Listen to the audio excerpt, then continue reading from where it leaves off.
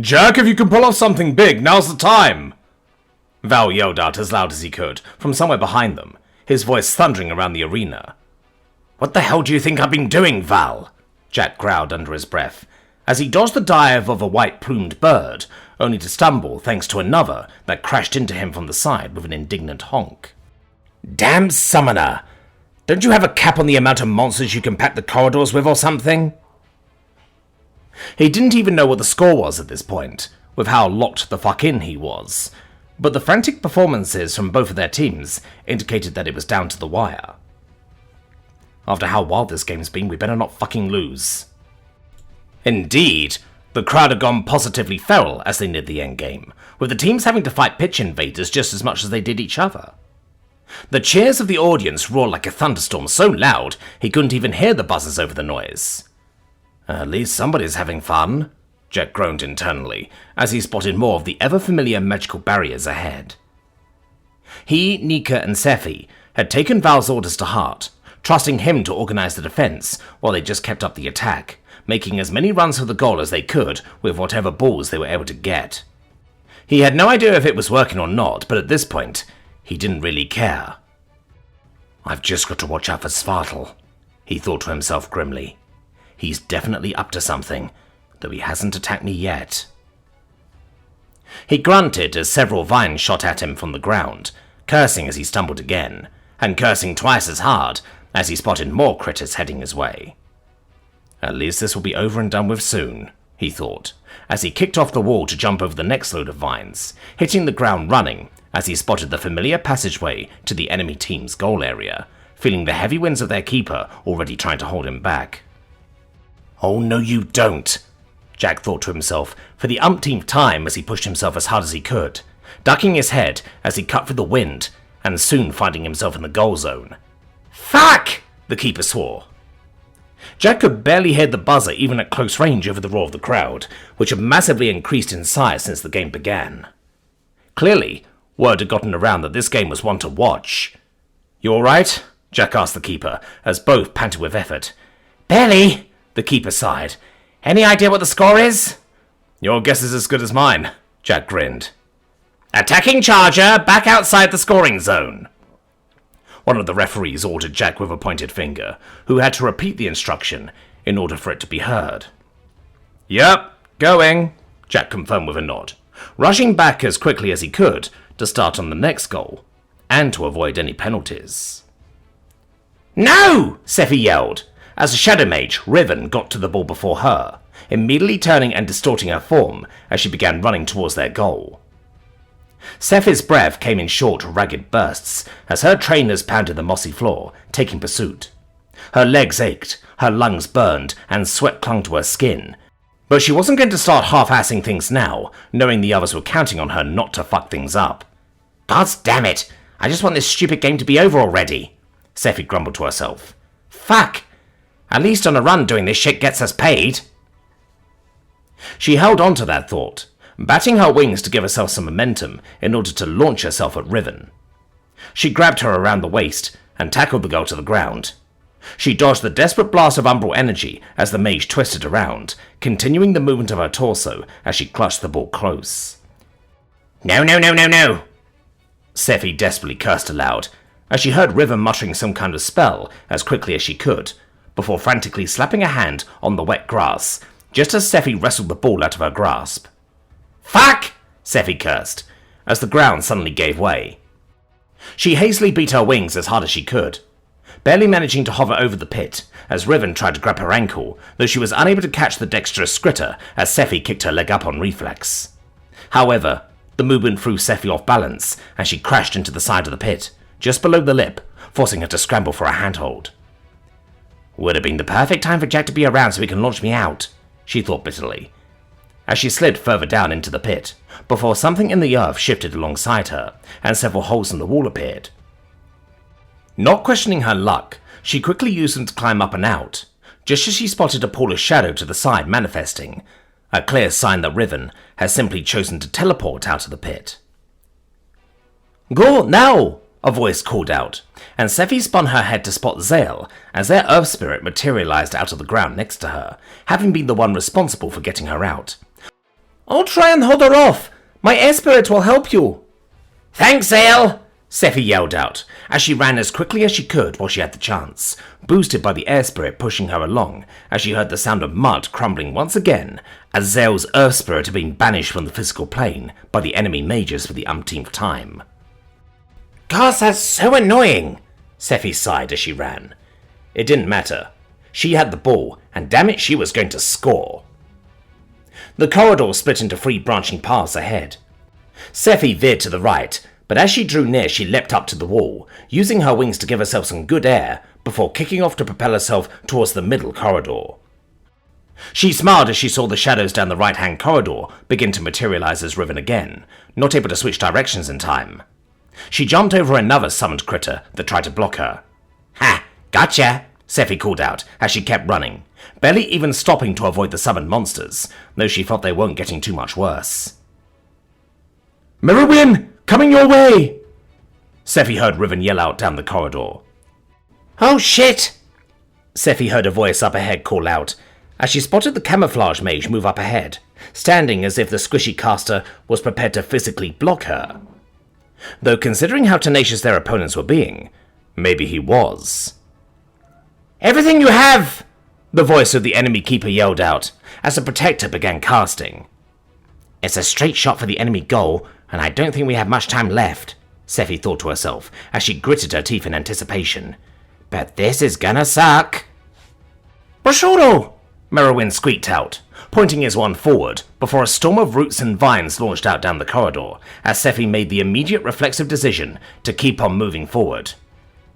I remember what this one does, Sephi grinned daringly, remembering the opening moments of the game.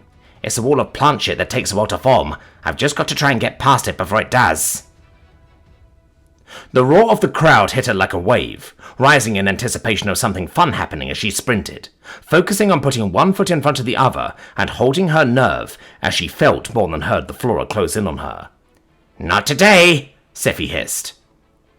Feeling the roots and branches about to constrict her, Sephi took a quite literal leap of faith and dove forwards, feeling a rush of pain as the wall tightened, before her body mostly burst through to the other side.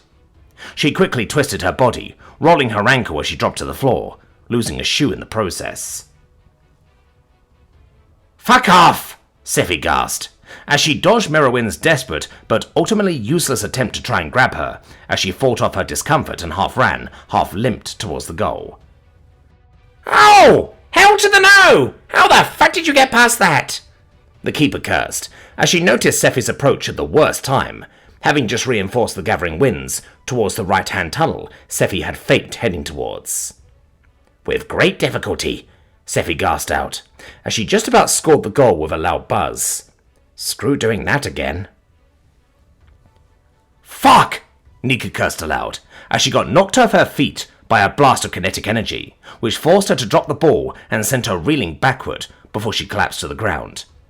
She then growled in frustration as she saw the blurry mage hurriedly rush to the ball, grabbing it with both hands.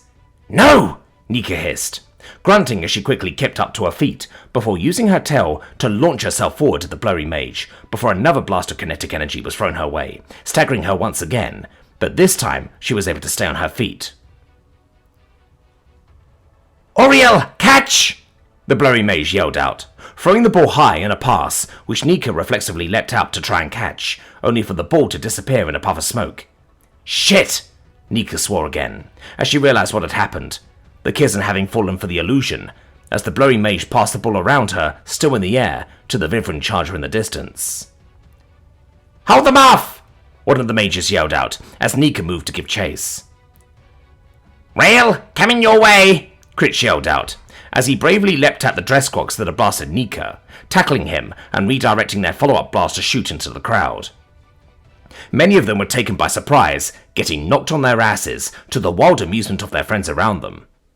The Lister tenaciously held on to the larger boy, refusing to let go. Nika, Krull says we've got one of their chargers heading your way with another ball, Val yelled out. Focus on that one. Got it, she yelled, as she spotted the rolling form of either Carson or Bentham take up the pursuit. Hear that, Lucal? Watch out! The blurry illusion mage yelled out, as Nika spotted members of the crowd look around to one of the corridors, indicating the likely direction of egress. Screw it, let's do this, Nika thought to herself as she charged, sensing that the enemy charger was nearby, judging by the reaction of the crowd. Still winded from the kinetic blast of the dress crocs that were still resting with Critch, Nika picked up momentum as she sprinted as swiftly as she could, trusting her instincts as she exploded around the corridor with a feral roar, smashing into the spindly mage in a brutal collision that sent both of them flying through the crowd to crash into the corridor wall.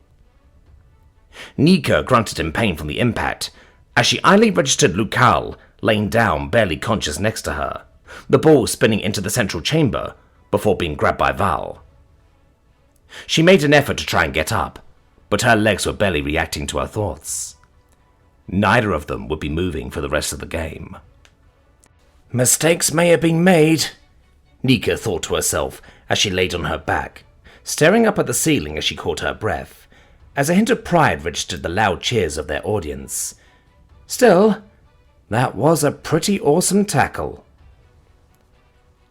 I need to score, quick. Game's gotta be over soon, Jack desperately thought to himself, as he caught the ball thrown to him by Val, and began running as rapidly as he could as the crowd reached fever pitch. I have to make a straight shot, no time for taking the scenic route.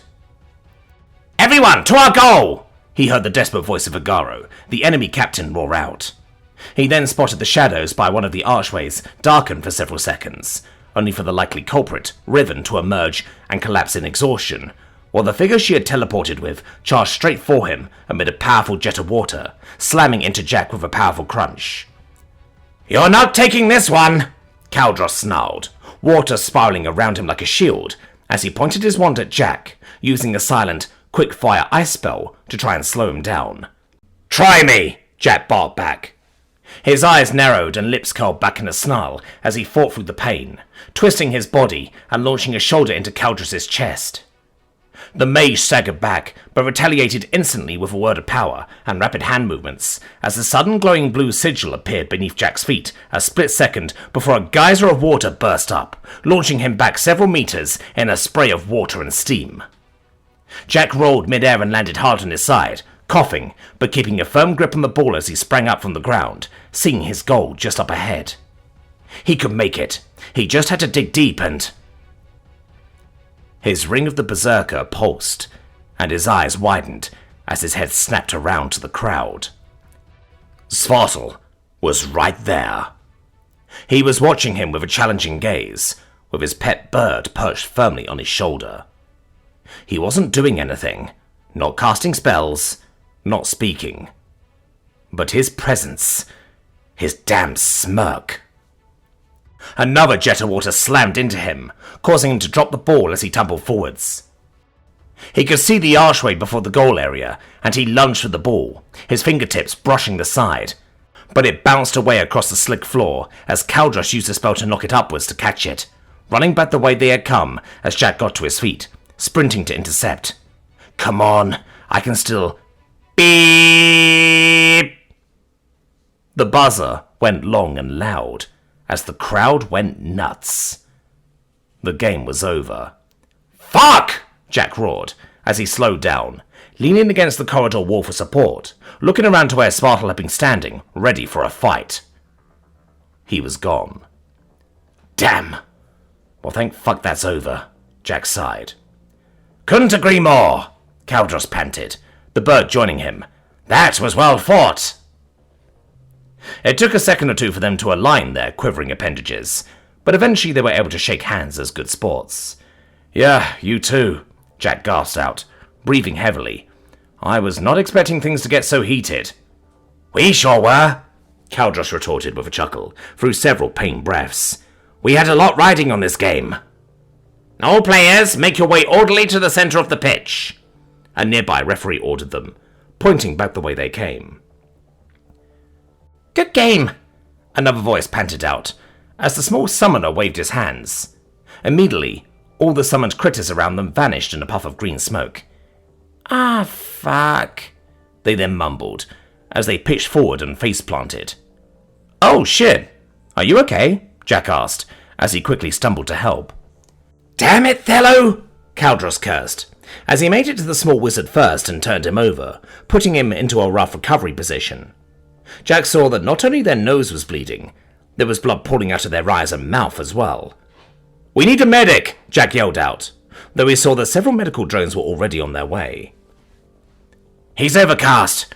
He should be fine, but he needs rest," Caldra sighed, looking to Jack. "Summoning that many creatures at once takes a heavy toll, but it was worth it here." "I hereby announce the results of this match," the head referee yelled out. Jack half expected the by-the-book teacher to be standing in the middle of the central pond again, but they opted for riding on one of the drones instead. Why the fuck didn't he just do that in the first place? Jack thought to himself, thoroughly done with the ridiculousness of this match. The referee waited for the crowd to quieten in anticipation, and much like the old game show hosts on Earth, they allowed a dramatic pause to hang over them, like a creeping shadow, before they quickly bellowed out the final result. "Team Val, 11 goals. Team Agaro, 11 goals. This match is a stalemate."